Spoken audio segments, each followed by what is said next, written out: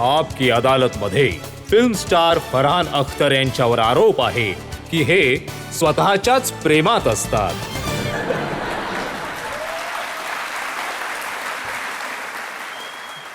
हे बघा, स्वतःच्याच प्रेमात असणं काही चुकीचं नाहीये, पण लोक म्हणतात की सगळी कामं, डायरेक्टर सुद्धा तुम्ही, रायटर सुद्धा तुम्ही, प्रोड्युसर सुद्धा तुम्ही, ऍक्टर सुद्धा तुम्ही, सिंगर सुद्धा तुम्ही, इतरांसाठी काहीतरी सोडा तुम्ही.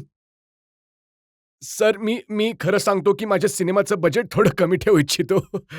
One man army. नाही थँक्यू. नाही, मला खूप मजा येते फिल्म बनवताना, लिहिताना, डिरेक्ट करताना, ऍक्टिंग करताना. जर कोणी मला म्हणेल की गाणं गा, तर गाणं सुद्धा गाईन मी सिनेमामध्ये. मला लोकांना एंटरटेन करण्यामध्ये मजा येते. लोकांबरोबर म्हणजे एक गोष्ट शेअर करण्यामध्ये मजा येते.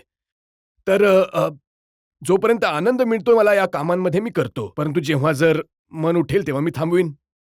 हे बघा, तुमच्या जवळ जावेद अख्तर साहेब आहेत, हो. फिल्म इंडस्ट्रीचे सगळ्यात मोठे, सगळ्यात उत्तम, सगळ्यात इफेक्टिव्ह रायटर आहेत. हो. त्यांना नाही तुम्ही रायटिंगसाठी घेत? नाही, मी लक्ष सिनेमा त्यांनीच लिहिला होता. 25 वर्ष झाले एक सिनेमा लिहिलाय त्यांनी. हो. आता मी थोडा इथे एक खुलासा करेन तुमच्या शोमध्ये की त्यांनी आणखी एक गोष्ट लिहिली आहे आणि आम्ही ती गोष्ट प्रोड्यूस करणार आहोत. तर खूप लवकर माझ्यामध्ये 1 वर्ष किंवा 2 वर्षांमध्ये तुम्ही पाहाल की जावेद अख्तर यांनी लिहिलेली आणखी एक स्क्रिप्ट जगासमोर असेल. खरं तर ते तर असं म्हणतात की मी लिहिलेल्या डायलॉग्सना फरहान रिजेक्ट करतो आणि म्हणतो की हे जुन्या काळातील डायलॉग्स आहेत. नाही, म्हणजे जुन्या काळातील नाही, परंतु ही एक चूक झाली आहे माझ्याकडून एकदा. जेव्हा मी गाणं करत होतो, दिल चाहता है पहिलं गाणं, तर दिल चाहता है कभी ना बीते ये चमकीले दिन, तर त्यांनी लिहिलं होतं चमकीले दिन. तर मी ॲडव्हर्टायझिंगच्या जगातून आलो होतो सिनेमामध्ये. तर ॲडव्हर्टायझिंगमध्ये चमकीले म्हणजे डिटर्जंट. हां, चमकीले म्हणजे डिटर्जंट. मी म्हणालो की डॅड, हे चमकीले म्हणजे म्हणजे म्हणजे इतका विचित्र शब्द आहे, म्हणजे काही म्युझिकॅलिटी नाही आहे यात. तर ते म्हणाले, "हे बघ, तू अजून लहान आहेस. अजून अजून तू लहान आहेस, एक काम कर. हा शब्द तू प्लीज चेंज करू नको. हे गाणं रिलीज होऊ दे. या गाण्याची USP हाच शब्द बनेल." आणि ते बरोबर होते. त्याच्यानंतर जिथे गाण्याची गोष्ट येते आणि लिरिक्सची गोष्ट येते, मी त्यांच्याबरोबर अजिबात वाद घालत नाही. परंतु जेव्हा आम्ही बरोबर काम करतो, तेव्हा मी प्रत्येक स्क्रिप्ट त्यांना देतो वाचायला आणि ऑब्व्हियसली त्यांचा जो एक एक्सपिरियन्स आहे, त्यांचं काम आहे, मला ते सजेशन्स देतात. योग्य वाटलं तर मी घेतो. ते त्यांना कधी-कधी त्यांना हे सगळंच योग्य वाटतात, तर मला कधी-कधी योग्य नाही वाटत, तर मी नाही घेत आणि ते नेहमी मला म्हणतात, "चूक करत आहेस." परंतु मी म्हणतो की माणूस त्याच्या चुकांमधूनच तर शिकतो, तर मला करू द्या तुम्ही. हे बघा, ते आपलं म्हणणं स्पष्टपणे मांडतात, भले ते तुमच्याबद्दल, भले तुमच्या बहिणीबद्दल, हो. झोयाबद्दल. आता झोयाबद्दल त्यांनी खूप इंटरेस्टिंग गोष्ट सांगितली की झोयानी त्यांना कुत्र्यासाठी डायलॉग लिहायला सांगितले. हो. त्यांनी मला सांगितलं होतं की की अच्छा, एक गोष्ट सांग, तू दिल धडकने दोचे डायलॉग लिहित आहेस, तर तुझ्याकडून तुझ्या बहिणीने कुत्र्याचे डायलॉग्स का नाही लिहून घेतले? तर मी म्हणालो की तुम्ही तिलाच विचारा, कारण कुत्र्यासाठी जे ते कॅरेक्टर होतं, ते एक डीप थिंकर, एक फिलॉसॉफर होतं. कदाचित माझ्या बहिणीला वाटलं असेल की मला ते डीप थिंकिंग, माझी फिलॉसॉफी नाहीये. तर ती तिकडे गेली एक्सपर्टकडे. आणि हे सुद्धा खरं आहे का की त्या सिनेमामध्ये कुत्र्याने तुमचं तोंड चाटायचं होतं, त्यामुळे तुम्ही पूर्ण चेहऱ्यावर आईस्क्रीम लावली हो. होती? तर सगळ्यात आधी मला या गोष्टीचा आनंद होतोय की मी कुत्र्यांना घाबरत नाही. कारण त्या कुत्र्याला माझं तोंड संपूर्ण चाटायचं होतं. तर आम्ही खूप टेस्ट ट्राय केले की हे सगळं करत होतो, परंतु ते कुत्रं अजिबात, म्हणजे एकदम मार्लिन ब्रँडो बनला होता. ते अजिबात इंटरेस्टेड नव्हतं. ते आपल्या मेथड ॲक्टिंगमध्ये लागलं होतं. तर फायनली आम्ही म्हणालो की कुत्रा आहे, काहीतरी एक्साईट करत असेल त्याला. तर त्याच्या ट्रेनरने सांगितलं की तुम्ही एक काम करा की जो शॉट कुत्र्यावर आहे, जेव्हा तुमचा चेहरा दिसत नसेल, तेव्हा तुम्ही तुमच्या संपूर्ण चेहऱ्यावर आईस्क्रीम लावा. तर मी व्हॅनिला आईस्क्रीम घेतली आणि सगळ्या माझ्या चेहऱ्यावर अशी मी व्हॅनिला आईस्क्रीम लावली. तर मग ते कुत्रं आलं आणि मग त्याने खूप चांगला परफॉर्मन्स दिला कॅमेऱ्यासाठी. केवळ इतकंच सांगेन की बाहेरून जग खूप ग्लॅमरस दिसतं, परंतु जेव्हा तुम्ही आत येता, तेव्हा आईस्क्रीम लावावं लागतं, म्हणजे कुत्रं तुमचा चेहरा चाटू शकेल. आणि कुणाकडून तरी तुम्ही कुत्र्यासाठी डायलॉग लिहून घेता. आणि कुणाकडून तर आम्ही कुत्र्यासाठी डायलॉग लिहून घेतो. आणि तुम्ही तर कुत्र्याबरोबर जॅमिंग सुद्धा केलंय. कुत्र्याबरोबर जॅमिंग? तुमच्या इंस्टाग्रामवर जे व्हिडिओज आहेत ते कोणीतरी मला हो पाठवले. हो हो हो हो तर आमचे 4 कुत्रे आहेत घरी. अ, 4ही जे आहेत ते इंडी आहेत, रस्त्यावरून आणलेत. आम्ही ठेवले आहेत घरी. तर एक जी आहे जिचं नाव आहे टायसन. तिला गाण्याची खूप आवड आहे. जर तुम्ही म्हणजे सुरू म्हणजे एक शब्द तुम्ही गायला तिला वाटलं की काहीतरी रिदम आहे यामध्ये किंवा काहीतरी मेलडी होणार आहे, तर तो सुरू होईल की ऊ ती आपला तो बरोबर तुमच्या बरोबर गाईल म्हणजे प्रयत्न करेल म्हणजे त्यांची व्होकल जी रेंज असते ती वेगळी असते कुत्र्यांची. परंतु जर वरच्या सुरात गेला तर ती सुद्धा शिफ्ट करेल. थोडी जर खाली आला तर ती सुद्धा शिफ्ट करेल. आणि तिच्यामुळे जी बाकी 3 आहेत, त्यांना वाटत आहे की आता आम्हाला सुद्धा बॅकिंग व्होकलिस्ट बनावं लागेल. तर जशी ती गायला सुरुवात करते मग ती घेई मागे तिच्या ते सुरू होतात. तर ते खरंच खूप एक मजेशीर गोष्ट असते. पब्लिक मधून प्रश्न घेऊ शकतो. तुम्ही करिअरमध्ये तर खूप काही केलं आहे. अशी कुठली गोष्ट आहे जी तुम्ही अजूनपर्यंत केली नाही आणि तुम्हाला ती करायची आहे? मी जे काम करतो ते मला या गोष्टीचं मला सगळ्यात मी स्वतःला खूप नशीबवान समजतो की ज्या प्रकारचा सिनेमा मला करायचा आहे, मला स्वातंत्र्य आहे त्या प्रकारचा सिनेमा करण्याचं. कारण खूप असे लोक आहेत या इंडस्ट्रीमध्ये जे काम करतात कारण केवळ त्यांना कामाची गरज आहे आणि बास जे काही येईल ते त्यांना करावं लागतं आणि ते एक एक जगण्याची एक पद्धत आहे. परंतु मी जे लोक फिल्म इंडस्ट्रीमध्ये त्या उंचीवर पोहोचतात, की तो निर्णय घेऊ शकतात, की त्यांना कोणता सिनेमा करायचा आहे आणि नाही करायचा कोणता. ते मी एक प्रकारचं यश मानतो कोणाच्याही करिअरमध्ये, की तुम्ही चूज करू शकता जे तुम्हाला करायचंय. तर जोपर्यंत हे आहे, तोपर्यंत मला आणखी कुठली गोष्ट करण्याची गरज नाही पडत. खरंच. तुम्ही जो पहिला सिनेमा रॉक ऑन केला होता ॲज अन ॲक्टर, हो. त्याआधी तुम्ही डायरेक्टर होता, यशस्वी डायरेक्टर होता, प्रोड्युसर सुद्धा होता. हो. मग ॲक्टिंग करण्याची आयडिया कुठून आली? ॲक्टिंग करण्याची आयडिया जी आली ती अभिषेक कपूर जे होते, डिरेक्टर होते रॉक-ऑनचे. ते मित्र आहेत माझे खूप वर्षांपासून मी त्यांना ओळखतो. तर एक दिवस मी कुठेतरी बाहेर होतो डॉनच्या रिलीजनंतर आणि माझी भेट झाली त्यांच्याशी आणि कंप्लीटली म्हणजे काहीच आधी सांगितलं नाही, की मला तुमच्याशी बोलायचं आहे सिनेमाबद्दल असं काही नाही.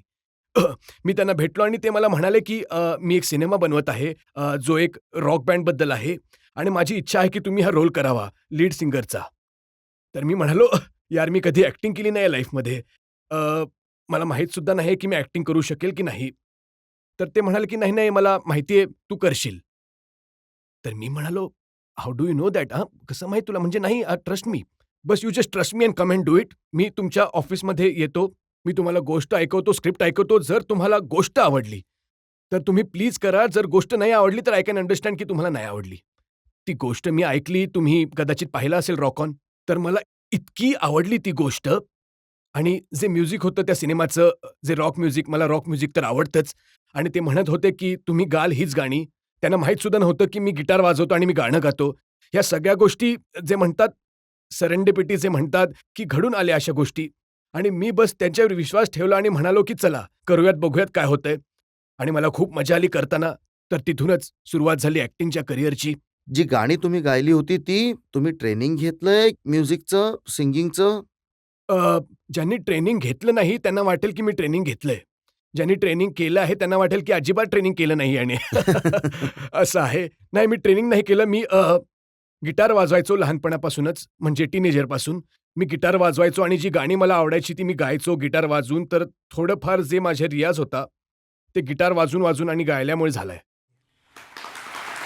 कारण मी बघत होतो तुम्ही फक्त स्वतः गाणी नाही गायलीत. हो. तुम्ही बच्चन साहेबांकडून सुद्धा गाणं गाऊन घेतलं. तुम्ही ऋतिक रोशनकडून गाणं गाऊन घेतलं. हो, हो. प्रियंका चोप्राकडून तुम्ही गाणं गाऊन घेतलं हो. आपल्या सिनेमासाठी. नाही म्हणजे ते बच्चन साहेबांचा तर आवाजच आहेच म्हणजे कौतुक करण्यासारखा. त्यांनी गायलं सुद्धा आहे.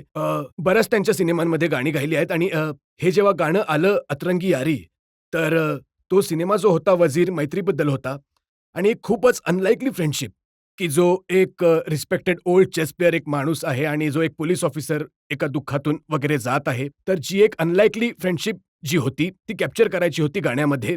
तर हे जे रोचक कोहली जे आहेत खूपच चांगले म्युझिक कंपोजर आहेत. त्यांनी हे गाणं बनवलं होतं. तर मला तर जेव्हा कोणीतरी म्हणालं, की तुम्ही बच्चन साहेबांबरोबर एकत्र गाणार आहात, तर मग मला तर इतकी एक्साइटमेंट झाली. अजून सुद्धा एक्साइट होत आहे. ते सगळं आठवून, की असं सगळं झालं होतं आणि एकतर आम्ही स्टुडिओमध्ये हे गाणं एकत्र गायलो आणि त्याच्यानंतर एक कॉन्सर्ट झाली होती मुंबईमध्ये, ग्लोबल सिटीझन म्हणून एक कॉन्सर्ट होती आणि स्टेजवर त्यांच्याबरोबर मला हे गाणं गायची संधी मिळाली आणि माझ्या करिअरमध्ये आय थिंक ती एक प्रॉबब्ली ग्रेट अचीव्हमेंट होती. आणि ऋतिक, त्यांना तर डान्ससाठी लोक ओळखायचे.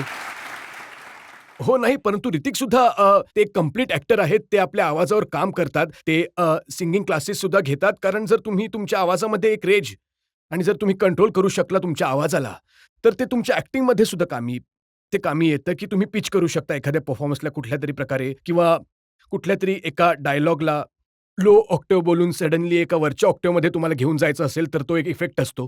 तर ते स्वतःवर कायमच काम करत राहतात, जे कुठल्याही ॲक्टरला आल्या पाहिजेत अशा गोष्टी. आणि जोयाने डिसाईड केलं होतं, की हे जे गाणं आहे सेनोरिटा, हे जे ॲक्टर आहेत ते तिघेच्या तिघे ॲक्टरच गातील. तर मी तर बराच कम्फर्टेबल होतो, की मी गाईन. ऋतिक गेला शंकर महादेवजींना भेटायला आणि शंकरजींबद्दल मी हे सांगेन, की मी सुद्धा आपली रॉक ऑनची गाणी त्यांच्याबरोबर आधी गायली आहेत. मी इतका नर्व्हस होतो, जेव्हा मी स्टुडिओला गेलो होतो त्या रेकॉर्डिंगसाठी. तर मी पोहोचायचो तिथे, तर काच असते, तुम्ही बूथमध्ये असतात, ते समोर शंकरजी होते आणि साउंड इंजिनियर होते, 1-2 लोक होती. तर मी त्यांना म्हणालो, की आणि ऋतिकबरोबर सुद्धा हेच झालं होतं. तर ते म्हणाले, "सगळ्यात आधी बाकी सगळे लोक त्यांची गरज नाहीये, तुम्ही इथून निघून जा." कारण होऊ शकतं, की इथे मला वाटतं, की मी मी किशोर कुमारसारखं गात आहे आणि तिथे एका गाढवाचा आवाज निघत आहे, काय माहीत. तर बाकी सगळे बाजूला व्हा, केवळ एक शंकर महादेवन असतील. तर मी त्यांना म्हणालो, की "सगळे लाईट्स ऑफ करा तुम्ही स्टुडिओचे. मला कुणी मला बघू नये, की मी उभा राहून म्हणजे ते गातात ना जे अ, अ, कसलेले सिंगर असतात, मी त्यांच्याबरोबर काम केलं आहे. एक पद्धत असते त्यांची कसे उभं राहायचं, ते एक पोश्चर असतं. हाताने म्हणजे सुद्धा जे काही एक्सप्रेशन असतात त्यांचे हाताने असतात. मला हे सगळं माहीत नव्हतं. मी विचार केला, की माझ्या हातामध्ये माईक पकडेन आणि मी डान्स करेन अंधारामध्ये आणि गाणं म्हणेन म्हणजे एकदम सहजपणे एक फ्लोमध्ये निघून जाईल गाणं. तर अशा प्रकारे मी केलं आणि ऋतिक जेव्हा आले, तेव्हा शंकरजींबरोबर आले. तर पहिल्याच दिवशी शंकरजी त्यांना म्हणाले, की "काही रिहर्सल नाही, काही करायचं नाही. आपण गाणं ऐकलंय. घरी तुम्ही थोडीफार रिहर्सल केली असेल. जस्ट सरळ बूथमध्ये जा आणि सरळ गायला सुरू करा. कारण जोपर्यंत तुम्ही गायला सुरू करणार नाही, तोपर्यंत सतत तुम्हाला तुमचं माइंड सांगत राहील, की नाही माझ्याकडून हे होऊ शकत नाही." तर ही has been very instrumental for me आणि मला वाटतं, की ऋतिकसाठी सुद्धा गाण्यासाठी हे असंच असेल. हे खरं आहे का, की एकदा तुम्हाला ए.आर. रेहमान साहेबांनी गाणं गाण्यासाठी सांगितलं होतं आणि तुम्ही नकार दिला होता? हो, हे खरं तर त्यांनी एक मला सिनेमाचं नाव आठवत नाहीये, परंतु काहीतरी गाणं होतं, काहीतरी फलकसारखं काहीतरी गाणं होतं आणि ते जसं जो प्रकार होता त्या गाण्याचा आणि ज्या प्रकारचं कंपोझिशन होतं त्यावेळी मला फक्त वाटलं होतं, की मी फक्त रॉक ऑनची गाणी गायली होती आणि मला त्यावेळी वाटलं होतं, की यार हे माझ्याकडून होऊ शकणार नाही आणि ही एका वेगळ्या प्रकारची सिंगिंग आहे, एका वेगळ्या प्रकारच्या सिंगरची गरज आहे इथे आणि जी माझी एक स्ट्रेंथ होती एक सिंगर म्हणून किंवा माझं एक म्हणणं होतं, की I am good at this, की हे त्याच्यापेक्षा काहीतरी वेगळं आणि त्यापेक्षा काही बाहेरचं होतं. त्यांना फोन केला आणि मी म्हणालो, की प्लीज मला माफ करा. कारण हे खूप कमीदा होईल, की ए.आर. रहमान कुणाला तरी फोन उचलून म्हणेल, की "बाबा, तू तर म्हणजे एक काही प्रसिद्ध सिंगर नाहीयेस, तरीसुद्धा हे गाणं गा." परंतु तरीसुद्धा मला खूप वाईट वाटत आहे, की मला तुम्हाला सांगावं लागतंय, की माझ्याकडून होऊ शकणार नाही. तर प्लीज मला माफ करा. आणि त्याच्यानंतर त्यांनी कधीच मला फोन नाही केला कुठल्या गाण्यासाठी. सर एखादं गाणं म्हणा ना. सेनोरिटासाठी तर ऋतिक आणि अभयची गरज लागेल आणि एक स्पॅनिश सिंगर सुद्धा. परंतु रॉक ऑन करू शकतो मी. म्हणजे तुम्ही सगळे बरोबर गाऊ शकाल. चालेल तुम्ही सगळे गाल सोबत माझ्या. चला. दिल क्या कहता है मेरा क्या मैं बताऊं, तुम ये समझोगे शायद मैं पागल हूँ. दिल करता है टीवी टावर पे मैं चढ़ जाऊं, चिल्ला चिल्ला के मैं ये सबसे कह दूं. है ये वक्त का इशारा, हर लम्हा पुकारा, यूं ही देखता है क्या तू, जिंदगी मिलेगी ना दोबारा. Thank you.